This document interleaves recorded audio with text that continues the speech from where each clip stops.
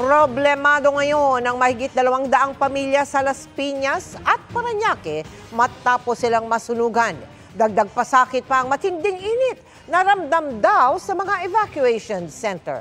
Nakatutok si Ian Cruz.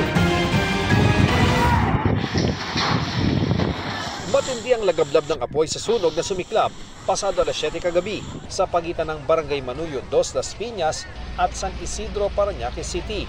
Umabot ito sa 4th alarm at napula pasado alas 3 na madaling araw kanina. Walang nasaktan o nasawi. Iniimbestigahan pa ng mga otoridad ang sanhi ng apoy. Ang mga residente pilit isinasalba ang natira sa kanilang ari-arian. Ang mag-live-in na sina Flora at Dominador magtsitsaga na lang sa kanilang nasunog na bahay kaysa manatili sa evacuation center at makisiksik daw doon ngayong mainit ang panahon. Ang hiling nila, sana po maawa sila, tulungan nila kami. Kahit na materialis lang na pambubong lang po. Saka mga kahoy. Wala na po kami pambili. sa covered court na nagsisilbing evacuation center sa Manuyo 2, may 44 families o 186 individuals na nananatili. Nakatent ang bawat pamilya. Sagot na ng barangay ang pagkain at inuming tubig. Ang problema nila, ang matinding alinsangan, bunsod ng init ng panahon.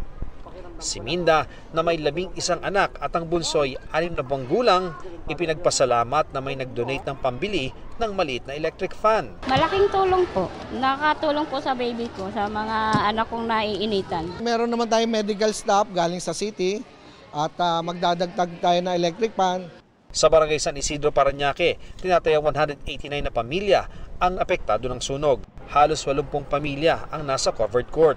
Sa isa sa mga modular tent, panay ang paypay ni Melvic sa misis na si Charita at bunsong si Nicole, 3 linggong gulang.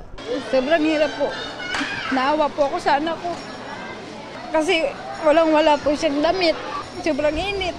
Ang ibang evacuees ilipat sa ibang covered court para hindi siksikan ang mga nasunugan. Inalis po natin yung ibang tent para pumasok din po yung hangin. Tapos mamaya po, pag konti na lang po sila, lalo pong luluwag yun. Isinabay na rin ng barangay ang medical mission para magbigay ng iba't ibang bakuna sa mga batang evacuee. Para sa GMA Integrated News, Ian Cruz, nakatutok, 24 oras.